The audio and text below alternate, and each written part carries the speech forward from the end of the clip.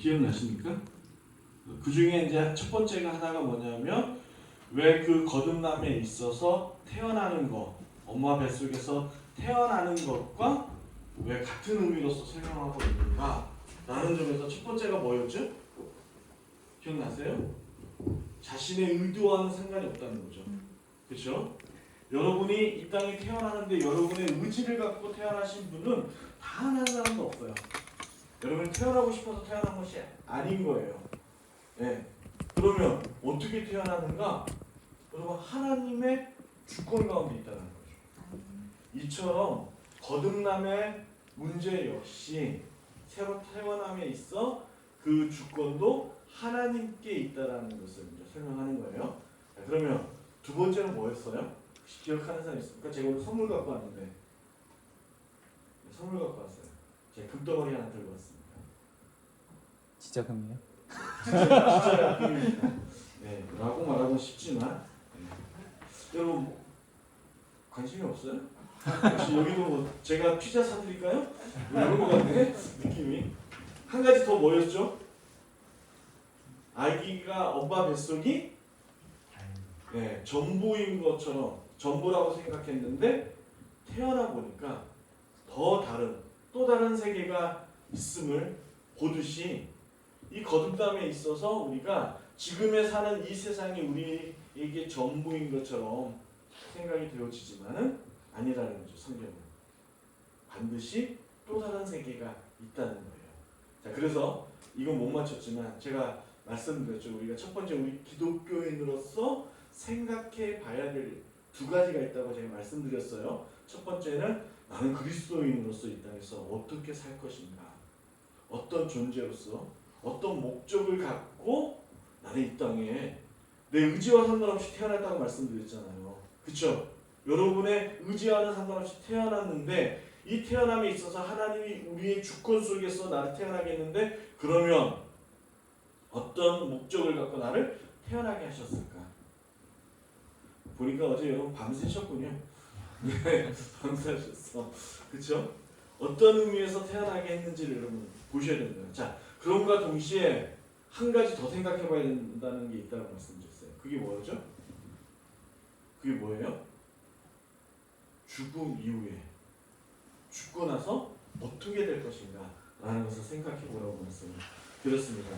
왜냐하면 반드시 이 세상은 이것으로만 끝나지 않는다는 것을 저와 여러분들에게 성경이 가르쳐주고 있는 것이죠.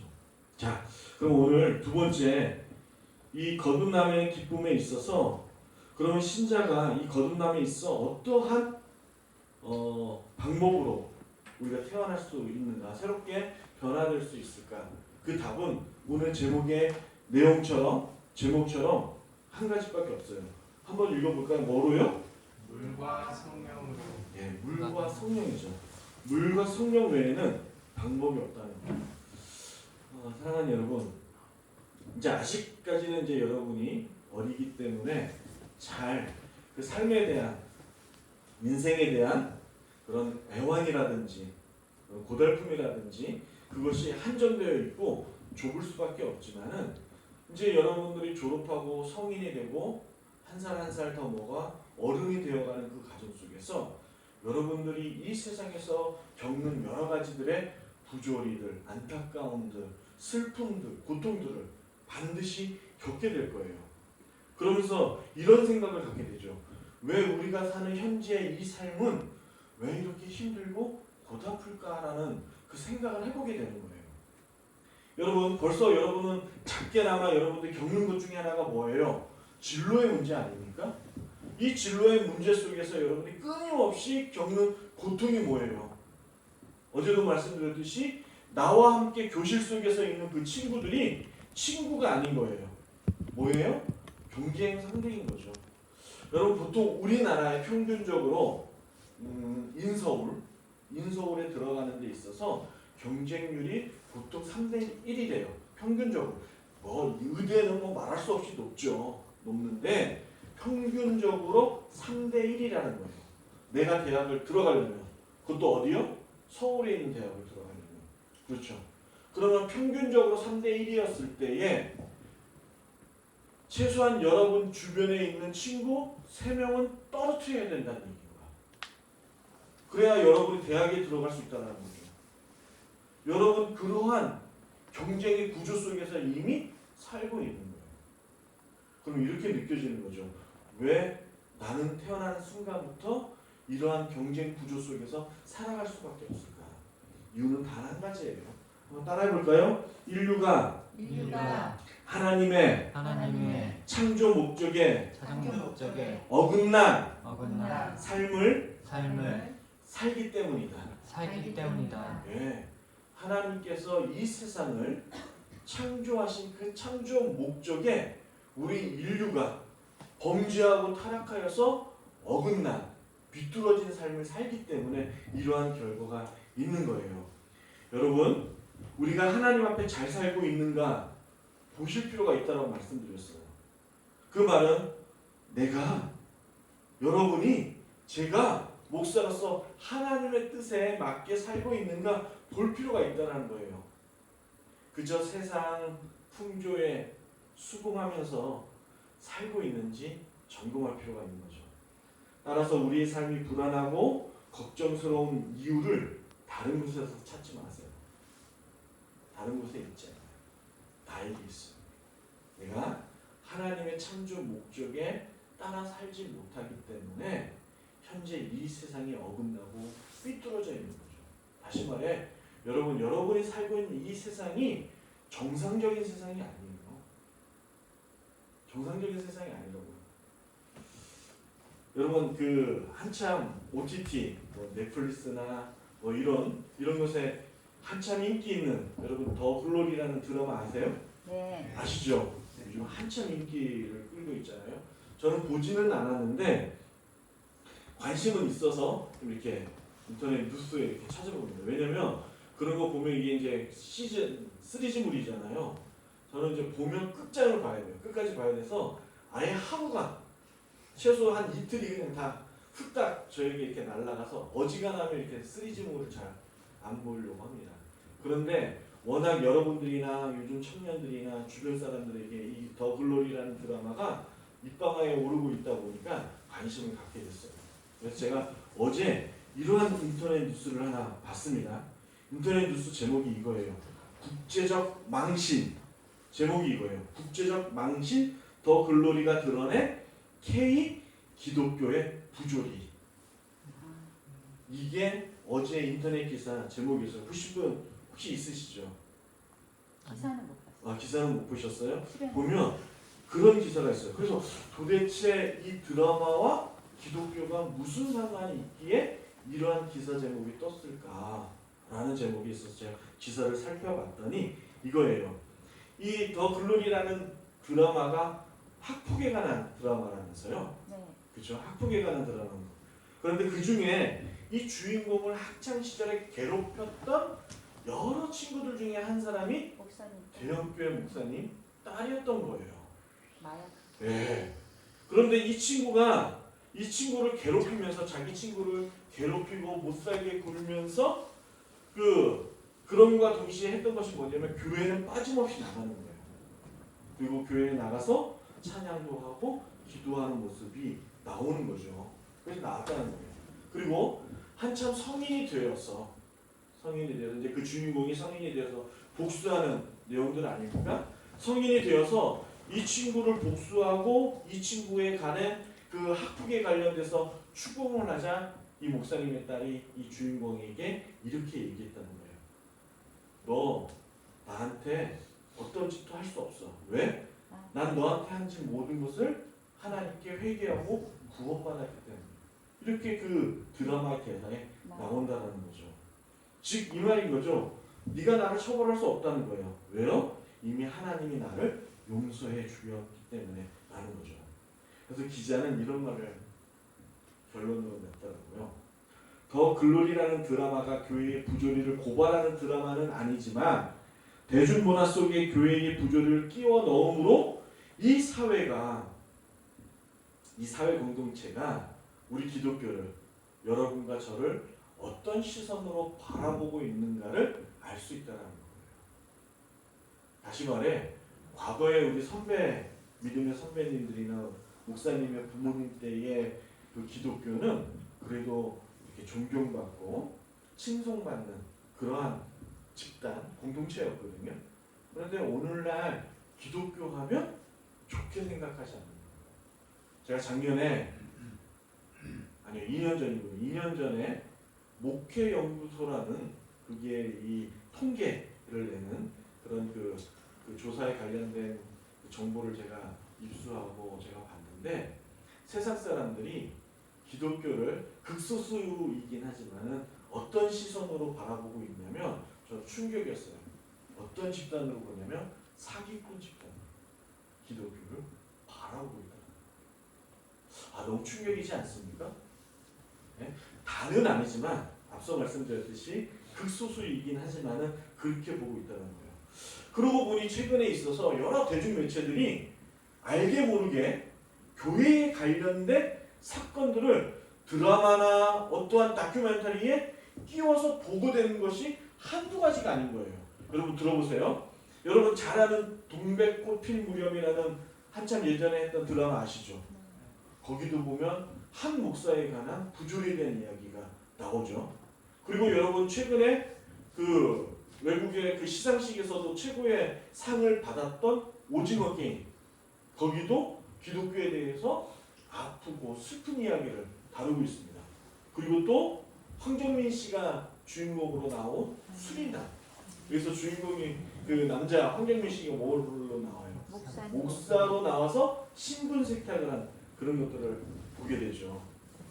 이런 것처럼 참 교회가 오늘날 교회가 이 사회에 부정적인 면으로서 다뤄지고 있다는 데 있어서 목사로서 너무 나쁜 거예요. 아니 목사 이전에 하나님을 믿는 예수님의 제자인 우리들로서 이것이 너무도 가슴이 아픈 거죠. 여러분은 어떻게 생각해요? 여러분은 어떻게 생각해요? 여러분 학교에서 여러분 친구들에게 자신 있게 나 교회 다닌다 라고 혹시 밝힌 친구들 혹시 있습니까? 손 들지 말고 마음으로만 손 들어요. 네, 쪽팔릴 수 있습니다. 혹시 나 친구들에게 교회 다닌다라고 말하는 사람 아니면 혹 무시 있고요. 아니면 혹 정말 알게 모르게 정말 그렇게 다니는 친구 있는지 모르겠어요. 제가 가르쳤던 제자 중에 한 친구가 예수를 믿고 이 거듭난 과정을 거친 후에 이 친구가 교실에 들어갈 때마다 하는 행동이 있었습니다. 진짜로. 그 친구는 신학교는 안 갔어요. 일반대 갔어요. 이 친구가 하는 행동이 있었어요. 뭔지 아세요? 교실에 들어갈 때마다 친구들 향하여 할렐루야! 이러고 들었어요. 진짜예요. 거짓말 아니에요. 네, 할렐루야! 하고 들어갔어요. 그러면서 이 친구가 그 또래 친구들 앞에서 간증하기를 왜 너 그렇게 행동해? 라고 물었더니 그나마 제가 그렇게 행동함으로써 제가 예수님 믿는 사람이라는 것을 알리게 되는 거고 그러면 어떻게든 행동이 조심스럽게 행동하지 않겠습니까? 라는 말을 하게 되는 거예요. 저는 이제 고민하는 것 중에 하나가 있어요. 운전에 대한 거예요. 운전하시는 분들 계시겠지만 저는 운전하다 보면 제가 변할 때가 많습니다. 지금 봐서 되게 온화해 보이지 않습니까? 되게 선한, 알고 보면 되게 선한 사람이에요. 그렇게 뭐 악하지 않아요. 그런데 운전대만 잡으면 조금 선하지 못할 때가 있는 거죠. 그래서 가급적이면 제가 기독교인이라는 이 정체성을 놓치지 않기 위해서 어지간하면 차를 타면 바로 하는 행동이 있습니다. 그게 뭘까요? 네, 기도도 있습니다. 또 뭐가 있을까요? 찬양. 네, 찬송가를 들어요. 찬양을 들어요. 들음으로써 내가 계속적으로 뭐예요? 기독교인이라는 정체성을 놓치지 않는 거죠. 그래서 오늘도 올 때 한 4번 정도는 양보하고 2번 정도는 양보 안 했어요. 그랬어요. 가급적 선한 모습으로 이렇게 오려고 했었죠. 그러면서 제가 여러분 생각하기를 이 기사 내용을 보고 제가 서두에 여러분 왜 교회가 이렇게 이 세상 안에서의 그 안타까운 모습들을 드러내면서 살까라는 이런 모습들을 보면서 고민에 빠진 게 하나가 있었습니다. 그것이 무엇이냐면 이거예요. 오늘날 기독교는 왜 이웃과 좋은 관계를 형성하며 살지 못하고 있을까? 왜 기독교는 우리 성경에도 주님께서 두 가지 명령 주셨잖아요. 하나님을 사랑하고 내 이웃을 내 몸과 같이 사랑하라고 우리에게 명령하셨던 이 두 번째 명령이 왜 우리 안에 자연스럽게 발휘되고 있지 못할까? 왜 우리는 이 사회에 있는 우리가 복음을 전해야 될 이 사회의 이웃들과 좋은 관계 속에서 살지 못할까? 라는 그런 의문이 들었어요. 제가 우리 청년들, 제가 이제 다루고 있는 소그룹 모임의 청년들에게 리더들을 이렇게 불러다 모을 때마다 질문하는 게 있습니다. 빠지지 않고 하는 질문이 있어요. 그게 뭐냐면 현재 너 잘 살고 있니? 라고 묻는 거예요. 제가 오늘도 여러분에게 동일한 질문을 해볼게요. 여러분 잘 살고 계십니까? 우리 선생님들 잘 살고 계세요? 잘 살고 계세요? 자, 그러면 여러분, 제가 드린 여러분의 질문에 있어서 잘 살고 있다는 의미가 뭐예요? 제가 어떤 의미로서 여러분에게 잘 살고 계십니까? 물었을까요? 제가 우리 청년들 소그룹 리더들에게 잘 살고 계십니까? 라고 물으면 가장 먼저, 지금은 안 해요. 지금은 안 하는데 처음 이 질문했을 때의 우리 청년들의 반응은 바로 오른손이 머리에 올라가는 거예요. 이렇게 쓰다듬으면서 목사님 참 죄송해요. 주중에 성경도 열심히 보고 시간을 정해서 기도도 해야 되는데 이래저래 바쁘다 보니까 못했어요. 라고 대체로 뭔가 하지 못한 것에 대한 의미에서 답을 하더라고요. 거기다가 우리나라 사람들에게 여러분 잘 살고 계세요? 라고 물으면 이 질문의 의미를 어떻게 받아들이냐면 소유의 개념으로 받아들입니다. 소유의 개념. 다시 말해 내가 무엇을 가지고 있는가, 얼마큼 가지고 있는 것을 이 세상에 있는 것들을 누리며 살고 있는가, 이러한 의미에서 잘 살고 있다라는 생각을 갖고 있다라는 것이죠. 지금 현재 제가 속한 교회의 담임 목사님의 아들은 어릴 적에 화장실이 집 안에 있는 것이 아니라 집 밖에 있는 집에서 살았대요. 여러분, 지금 나는 집에 화장실이 없다, 일을 보기 위해서는 밖에서 나가서 일을 봐야 된다, 이런 친구도 있어요? 상상이 안 가죠.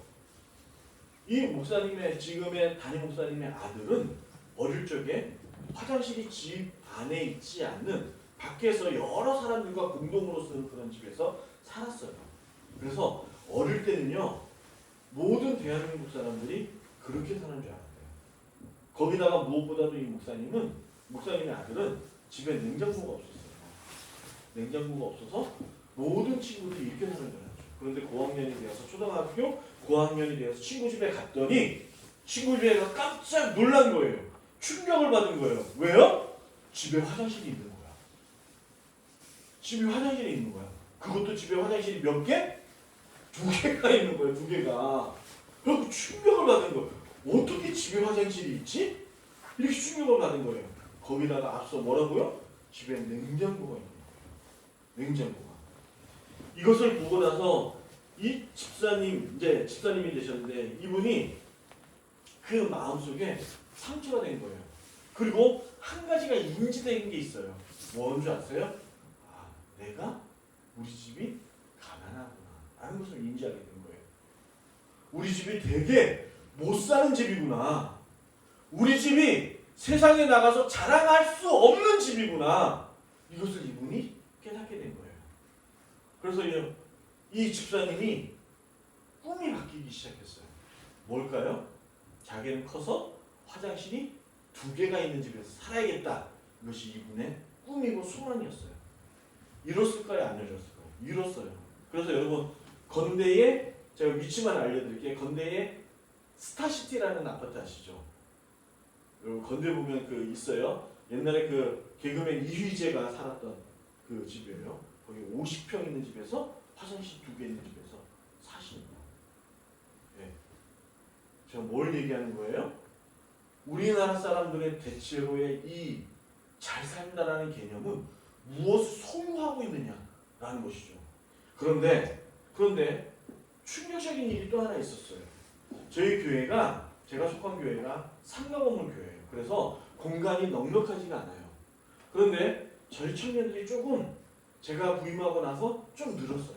늘어갖고 올해에 무엇을 하기 시작했냐면 소그룹 모임을 시작을 했어요. 그런데 교회에 소그룹 모임을 할 장소가 없는 거야. 넉넉하지가 않는 거야. 그런데 이 집사님이 목사님의 아들이 우리 청년부를 위해서 자신의 집을 개방한 거예요. 오셔서 방 하나 다 잡고 소그룹 모임을 하세요라고 우리에게 그 집을 내어준 것이죠. 제가 물었어요. 아니 어떻게 그럴 수 있냐고. 그런데 저는 이 집사님께서 꿈이 그저 무엇을 가지고 소유하고 그런 데 있는 줄 알았어. 그래서 조금 제가 부임했을 때에 목사님의 아들이긴 하지만은 조금 좋지 못한 시선으로 제가 바라봤어요. 그래서 제가 이 집사님하고 얘기하는 가운데 제가 생각을 바꿨어. 아, 내가 정말 성경의 말씀처럼 사람을 외모로 취할 것이 아니구나. 사람을 외모로 판단할 게 아니구나. 그분과 얘기해봐야겠구나 라는 생각이 다시금 도전받고 반성한 기회가 됐어요.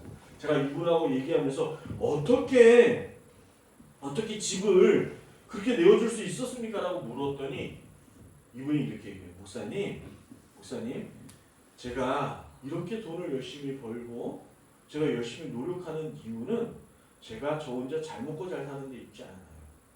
그럼 뭐예요? 라고 물었어요. 그래서 저는 교회 성도들과 좋은 관계를 맺고 싶어요.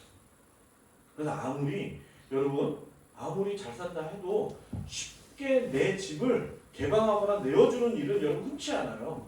여러분 그렇지 않겠어요? 어쩌다가 한번 내 집에 와서 놀다 갈 수는 있지만 매주마다 내 집을 내어주고 그곳에서 공동 교회 모임을 가질 수 있다는 게 쉽지 않은 것이죠. 그래서 이 집사님의 생각이 무엇이었냐면 내 집을 내어줌으로 인해서 교회 성도들과 좋은 관계를 맺고 싶었던 거예요. 여러분,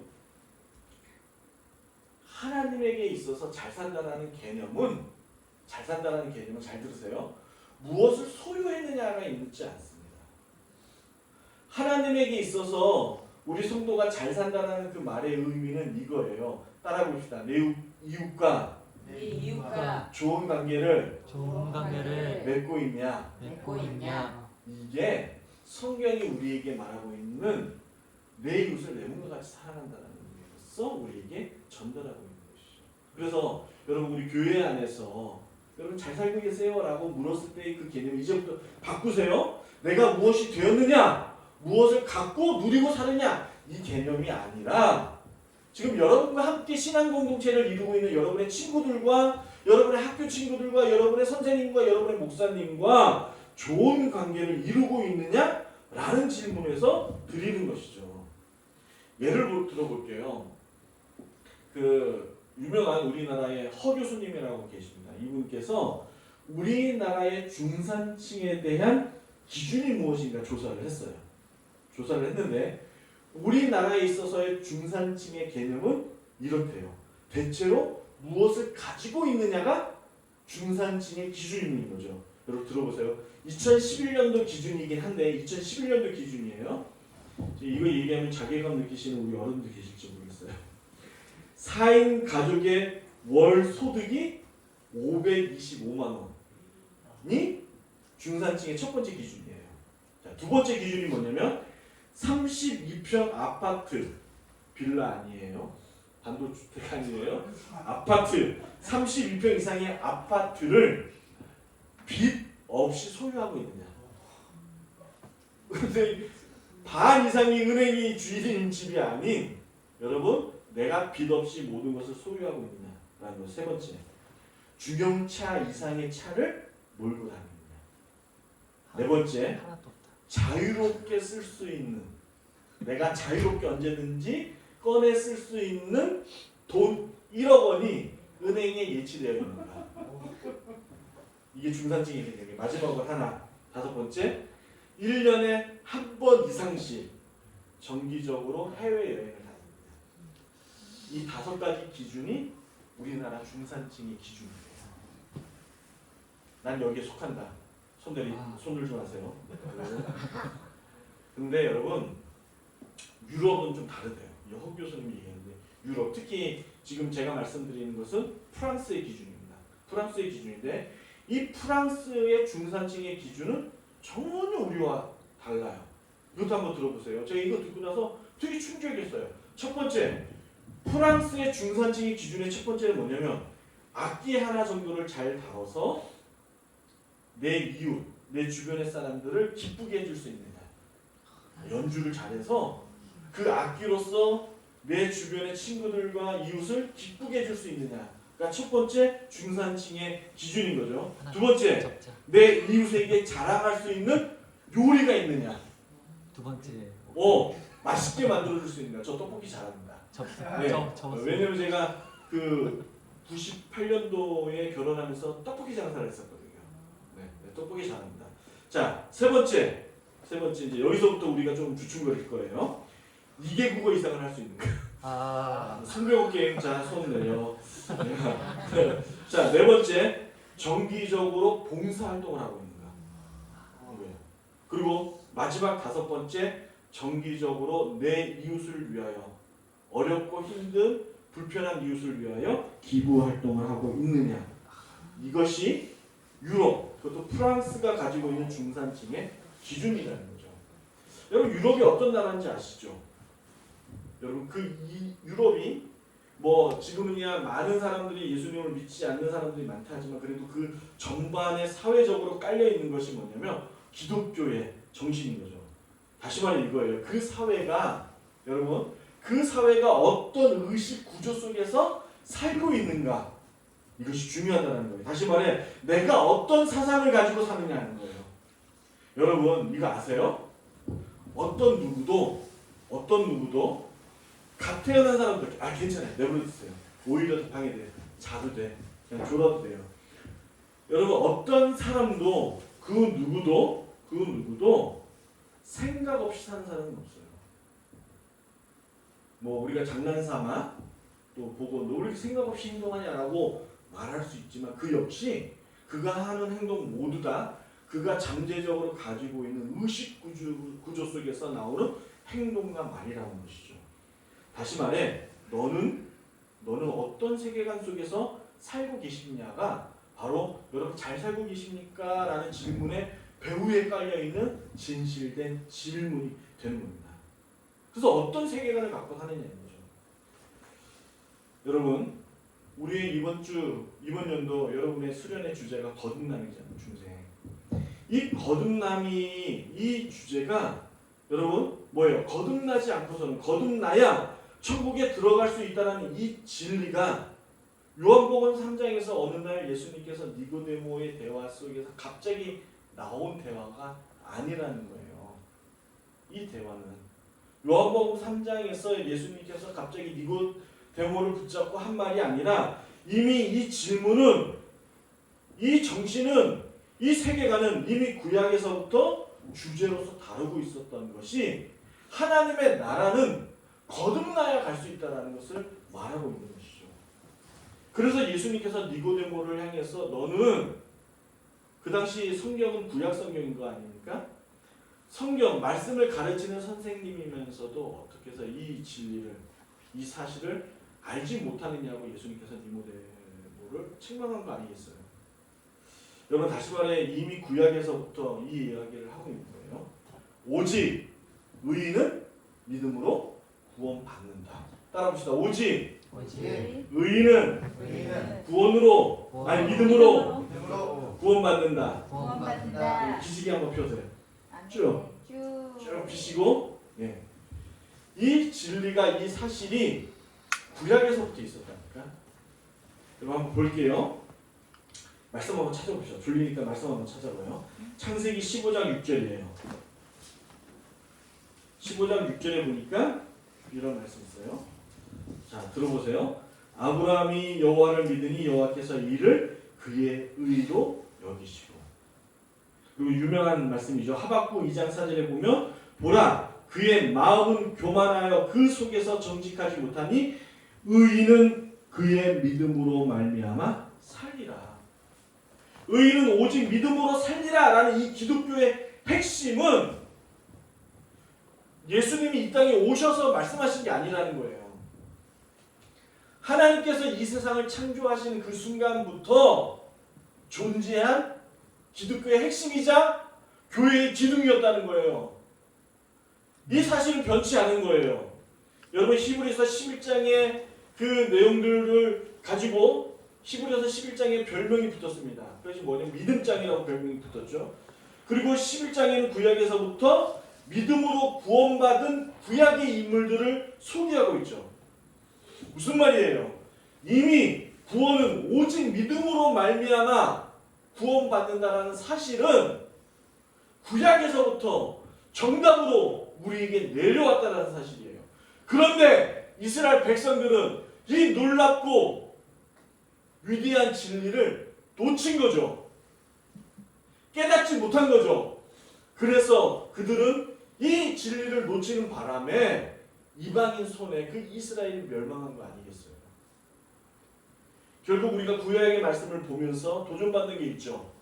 야, 우리도 신약에 사는 우리도 여러분과 저 역시 믿음으로 구원받는다라는 이 사실을 놓치는 순간 우리도 멸망하겠구나. 이걸 받아야 되는 거죠. 단순히 이거뿐이겠어요? 하나님을 나의 구주로 모시는 우리 가정 역시 그 가정의 근원이 믿음으로 우리의 가정이 구원받는다는 사실을 놓치는 순간 그 가정은 세상 가정과 다르지 않는 거예요.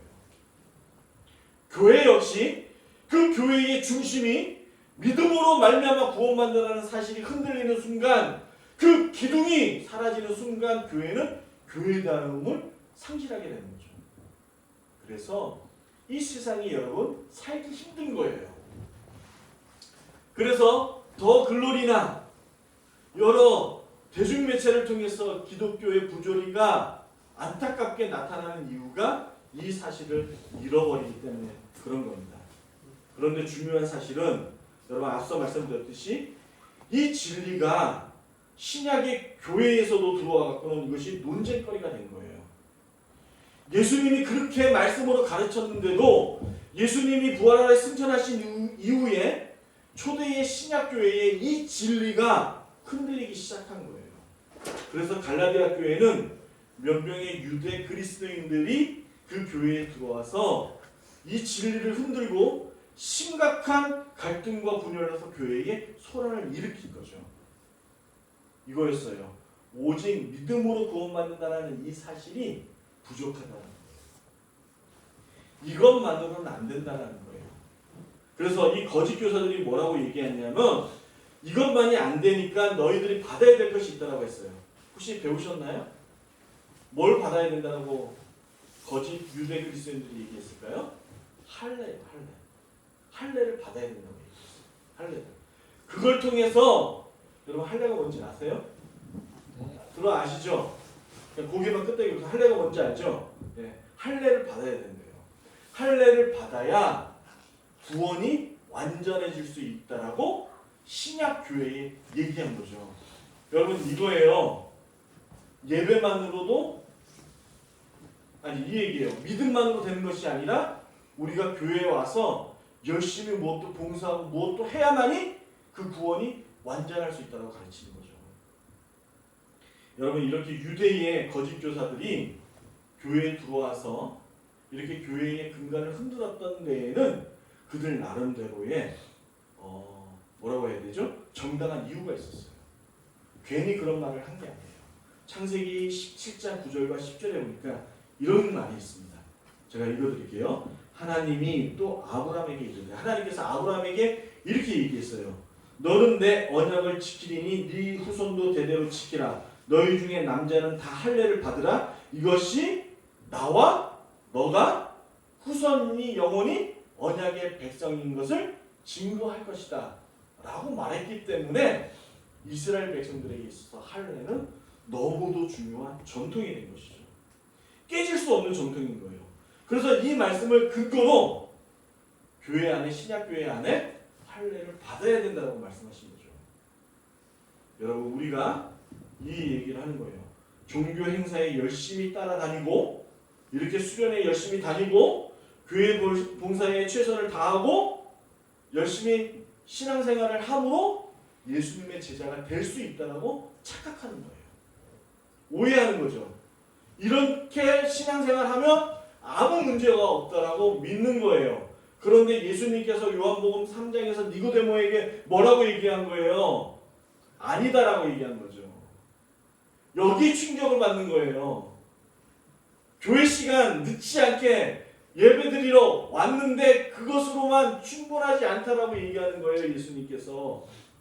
그것으로 구원받는 것이 아니라고 얘기하는 거예요. 뭐예요? 오직 믿음만으로 된다는 거죠. 그러므로 여러분과 저는 어떻게 신앙생활을 해야 하나만 하나님께서 온전한 관계를 맺을 수 있는지 생각해야 돼요. 이의 해답은 우리 천 목사님께서 여러분에게 말씀했듯이 요한복음 3장에서 그 답을 찾을 수 있고, 그리고 이미 그 답은 앞서 설명드렸던 것처럼 구약에서부터 이 말씀이 진행된 거죠.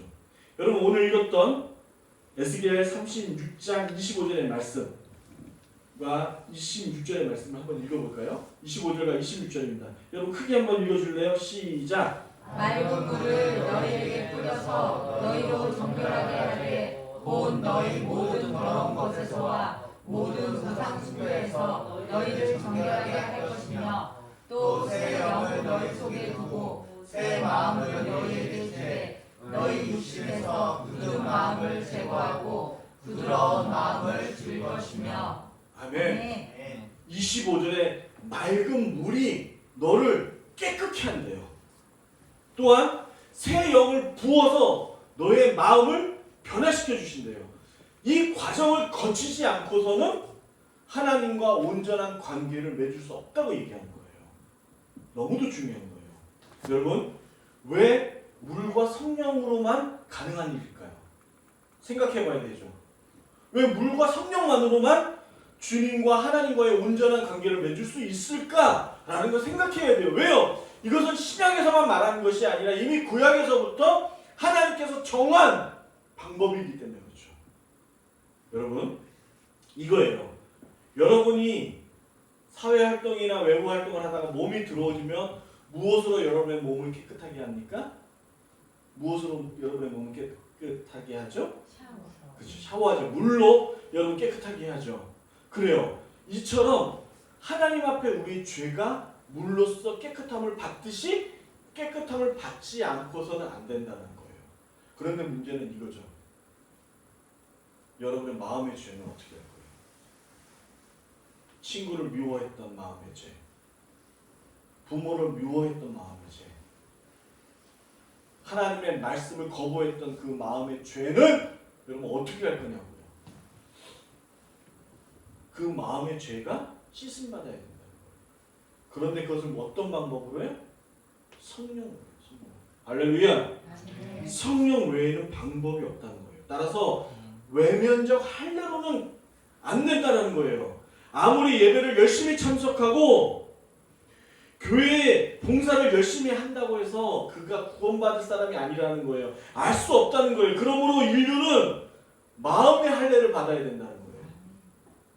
마음의 할례를 받지 않고서는, 마음의 죄의 씻음을 받지 않고서는 여러분 하나님과 주님과 온전한 관계를 맺을 수 없대요. 천국 시민이 될 수 없대요. 그러므로 여러분, 예수님은 죄악이 가득한 세상의 대안으로서 여러분을 존재케 한 거예요.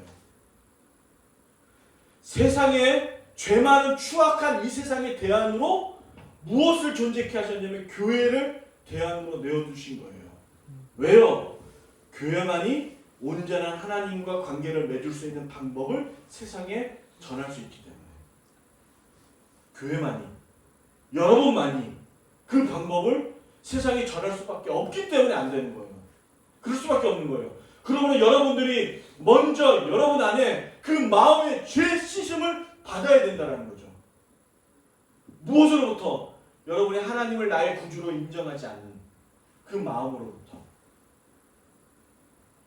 이 세상이 예수님만으로 부족하다라는 그 마음을 먹는 그 마음으로부터 여러분들이 깨끗함을 받아야 된다는 거예요. 우리는 생각해요. 교회 다닌다고 다 되는 거 아니잖아요. 이미 죄송합니다. 우리 부모님들이 그렇게 가르치셨어요. 예수님만으로 충분하다라는 것을 우리 아이들에게 그 진리를 죄송합니다. 우리 부모들이 가르치지 않았어요. 어디서부터요? 교회에서부터요. 가르치지 않았어요. 목사들이 예수만으로 충분하다는 것을 말하지 않았어요. 말은 했죠. 행동하지 않았어요. 그래서 이렇게 대중매체가 교회를 더 나아가 한 인물들을 꼬집어 고발하고 있는 거 아니겠어요? 말하고 있지 않는 거예요. 그런데 예수님이 거듭거듭 다시 한번 우리에게 오늘 말씀 이 시간을 빌어서 여러분과 저에게 말하고 있는 거예요. 예수만으로 충분하다. 예수만으로 이 세상을 온전하게 살아갈 수 있다라고 우리에게 가르쳐주고 있는 거예요. 여러분 오늘 읽었던 26절 한번 봅시다. 화면 한번 띄워주세요. 26절에 보면 또 새 영을 너희 속에 두고 새 마음을 너희에게 주되 너희 육신으로 굳은 마음을 제거하고 부드러운 마음을 줄 것이다 라고 했어요. 여러분 성경책, 여러분의 그 어플이나 이런 데는 없는데 성경책에 보면 이 부드러운 단어라는 이 단어에 조그만 1이라는 숫자가 붙어 있어요. 그리고 그 1이라는 숫자 성경책 맨 아래, 풋노트 맨 아래 보면 이 부드러운 단어를 어떻게 해석하고 번역했냐면 살이라고 번역을 해놨어요. 살, 스킨, 살. 예, 살이라고 번역했어요. 왜 이렇게 번역했을까요? 원어가 살이 맞아요. 근데 의역을 해갖고 부드럽다라는 말로 번역을 했어요. 왜 이렇게 했냐면 이 단어가 어디에서 나오는 단어냐면 창세기에 아담이 하와에게 했던 고백 속에서 이 단어를 찾을 수 있어요. 여러분 아담이 하와를 보고 한 말이 있죠. 뭘까요? 살 중에 살이다. 내 뼈 중에 뼈요? 살 중에 내 살이다. 살 중에 살이다. 여기서의 살이 이 부드러움이라는 원어와 똑같은 원어예요. 뭐예요? 이 표현은요. 아브라함이 미안해요. 아담이 하와에게 너는 내 뼈 중에 뼈요? 내 살 중에 살이라 라는 이 표현의 방식은 이거예요. 따라해 볼까요? 너는 나다. 나다. 옆에 친구들을 보고 한번 얘기해 보세요. 너는 너는 나다. 나다. 우리 선생님들에게도 한번 보고 얘기해 봐요. 우리 학생들이 선생님은 해봐요. 선생님은 나다. 목사님은 목사님은 나다. 나다. 이게 무슨 뜻이에요? 우린 하나다. 네, 우리는 하나인데 조금 더 정확하게 표현하면 동질감을 갖는 거예요. 동질감. 공감을 형성하는 거예요. 이 표현으로서 이렇게 쓰는 거죠. 주님께서 하나님의 영을 우리에게 부어주심으로 말미암아 우리가 가지는 변화 중에 하나가 뭐냐면 내 이웃을 내 몸과 같이 사랑하는 건데 어떤 마음으로 사랑하느냐? 부드러운 마음으로 사랑해요. 그런데 이 부드러운 마음이 어떤 거냐? 너는 나라는 거예요. 제가 어제 말씀드렸죠? 제가 제 아내를 미워해서 결혼했을까요? 사랑해서 결혼했어요. 너무도 좋아해서 결혼했어요. 제가 3개월 연애하고 결혼했거든요. 연애는 3개월 연애하고 결혼했어요. 그런데 빨리 결혼했던 것 이유 중에 하나가 뭐냐면 제가 아내를 아침에 회사로 출근시켜주고 또 퇴근시키고 이랬어요. 그런데 이게 한 달 반 정도 하니까 이게 사람이 미치겠대. 네? 그 일을 한 달 반 정도 하니까 너무 힘든 거예요. 도저히 안 되겠다. 같이 살자. 결혼하자. 그래서 3개월 연애하고 결혼했어요. 그렇게 사랑해서 결혼했던 그 아내에게 첫 아이를 임신하고 제가 순댓국 먹고 싶은데 어떻게 얘기했다고요? 어디 남자에게 이런 거 시키냐고. 여러분, 전 지금도 오다가도 그 생각을 들어서 생각했는데 도대체 제가 그때 무슨 생각으로 그렇게 살았을까요? 이 제정신이 아닌 거예요. 그런데 이렇게 성령이 마음을 부어주지 않는 사람에게서 나타나는 형상이 동질감을 갖지 못합니다. 그런데 성령이 부어서 그 마음이 부드럽게 된 자에게 어떤 변화가 있느냐? 동질감이 생기는 거죠. 사랑하는 여러분, 우주에서 가장 선하고 죄가 없으시며 흠이 전혀 없으시는 예수님께서 쓰레기만도 못하고 더럽고 추한 우리를 찾아 부르시고 우리와 관계를 맺으시겠다고 이 땅에 오셨어요. 그리고 그 전제로서 오직 믿음만으로써 내가 너와 관계를 맺겠다고 말씀하시고 그 믿음에 있어서 우리에게 해주신 능력이 하나가 있었는데 뭐예요? 우리 안에 성령을 부어서 우리의 마음을 부드럽게 해주신다는 거예요. 다시 말해 이거예요.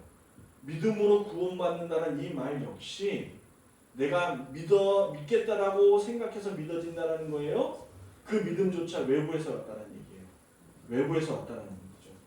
그 믿음조차 주님이 주시지 않으면 안 된다는 거예요. 결국 이 말은 이거예요, 여러분. 잘 들으세요. 믿음이라고 했을 때 그 믿음은 내가 믿어지니까 믿는다는 그 말이 아니라 성경에서 말하는 믿음으로 말미암아 구원받는다는 그 말은 나는 결국 믿음조차도 주님 앞에 무익한 자라는 것을 인정하는 거예요. 왜냐하면 그 믿음조차도 내게서 온 것이 아니기 때문에 나는 주님 앞에 그 어떤 것도 행할 수 없는 자인 것을 고백하는 거죠. 쓸모없는 자인 것을 고백하는 거죠. 나는 하나님 나라 안에서 일고의 가치도 없고 그 무엇도 자랑할 수 없는 그야말로 연약한 자임을 고백하는 그 고백의 시작이 우리의 마음이 부드럽게 변했다는 증거가 되는 거예요. 그래서 어떻게 교회 안에서 성질 부릴 수 있어요? 어떻게 교회 안에서 내 이웃을 향하여 삿대질할 수 있어요? 어떻게 교회 안에서 한 지체에게 욕을 할 수 있어요? 말이 안 되는 거죠. 말이 안 되는 거예요. 그런데 그렇게 행동한다? 왕따를 시키고 미워하고 저주한다? 뭐예요? 그 마음에 성령이 함께하고 있지 않다는 거죠. 그래서 그 마음이 부드럽게 되지 못하는 거예요. 여러분, 제가 교회 사역을 하다 보면 종종 우리 고등학생 정도 수준의 친구들이나 우리 청년들이나 또 우리 장년들, 여러분의 부모님 세대들이 가끔 이렇게 교제하는 시간을 갖게 됩니다. 또 종종 갖게 돼요. 그래서 이런저런 얘기하다가 깊은 이야기를 하는 가운데 대체로 그 깊은 이야기 속에서 여러분들의 형들이나 우리 청년들이나 여러분의 선생님이나 여러분의 부모님들이 갖는 고민들을 제가 공통적으로 하나 발견하게 됐어요. 그게 무엇이냐면 이거예요. 교회에서의 자신의 모습과 일상에서의 모습이 괴리감을 느낀다는 거예요. 다시 말해, 교회에 와서는 믿음 좋은 척, 행복한 척, 기쁜 척, 은혜로운 척 하지만 사실은 내 마음은 불편하다는 거죠. 다시 말해, 내 삶에 있어서의 그 어떤 문제도 고민도 해결되지 않았는데 교회에 와서는 마치 모든 것이 다 해결된 사람이냐 척하고 살아가야 되는 이런 나의 모습이 너무도 역겹다는 거예요. 너무도 가식적이고 이유 배반적이라는 것이죠. 그러면서 세상에 나가는 순간부터 성질 부리고 욕심에 따라 사는 나의 모습들을 발견하는 이러한 이중성에 우리의 선배들이, 여러분의 선생님이, 여러분의 부모님들이 고민하고 있는 거예요. 여러분들도 그런 고민하고 본 적 있죠? 교회에서의 생활과 또 학교에서의 생활이 다른 모습들, 그런 모습 속에서 고민하고 슬퍼하는 친구들을 보게 되는 거예요. 그런데 제가 이러한 고민을 들을 때마다 빠짐없이 그에게 가르치는 말이 있습니다. 전해주는 말이 있습니다. 자, 들어보세요. 선생님들도 다 들어보세요. 여러분, 교회 안에서 성도들과 여러분의 신앙의 공동체, 여러분의 친구들과 함께 교제하면서 웃고 행복해하며 그야말로 예수님의 말씀처럼 내 이웃을 내 몸과 같이 사랑하는 모습이 진짜 하나님이 창조한 내 모습일까요? 아니면 세상에 나가 성질 부리고 욕심에 따라 친구를 미워하고 왕따시키며 저주하며 사는 그 모습이 하나님이 우리를 만드신 진짜 모습일까요? 어떤 게 우리 진짜 모습이에요? 전자죠. 왜요? 창세기에 우리는 하나님의 형상대로 만든 사람들이기 때문에. 할렐루야. 하나님의 형상대로 만들었다는 그 말 속에는 하나님의 성품도 닮아 있는 거야. 하나님의 성품은 행복하고 기쁘고 내 이웃을 내 몸과 같이 사랑하는 그러한 성품 속에서 하나님이 우리를 만든 거야. 그런데 여러분, 사탄이 우리를 속이고 있는 거야. 사탄이 우리의 눈을 어둡게 만든 거야. 마치 세상에 나가서 성질 부리고 친구를 괴롭히고 못살게 구는 그 모습이 마치 자신의 진짜의 모습처럼 착각하게 만든 거지. 그런데 오늘 여러분의 앞에 선 목사가 담대히 얘기합니다. 그게 가짜예요. 아멘? 그게 여러분 속고 있는 거예요. 진짜의 모습은 여러분이 교회에 와서 행복해하고 교제 가운데 기쁨을 얻고 내 이웃을 내 몸과 같이 사랑할 수 있는 그런 모습, 닮아있는 그 예수님의 모습이 진짜 하나님의 형상이자 여러분의 모습이라는 것이죠. 착각하지 마세요. 그래서 저는요, 교회 가기를 더 기뻐합니다. 그래서 성경의 바울 사도는 교회 모이기를 힘쓰라라고 얘기를 해요. 왜요? 그 안에서 여러분과 저의 하나님의 창조의 모습을 발견할 수 있기 때문에 그 모습이 진짜인 거죠. 여러분이 이 자리에 나와서 하나님의 말씀을 듣고 그 말씀을 통해서 여러분의 마음이 하나님께로 돌아가야겠다라고 그 마음 먹는 그 마음이 여러분의 진짜 마음이라는 거예요. 그것이 성령이 여러분에게 주시는 마음인 거죠.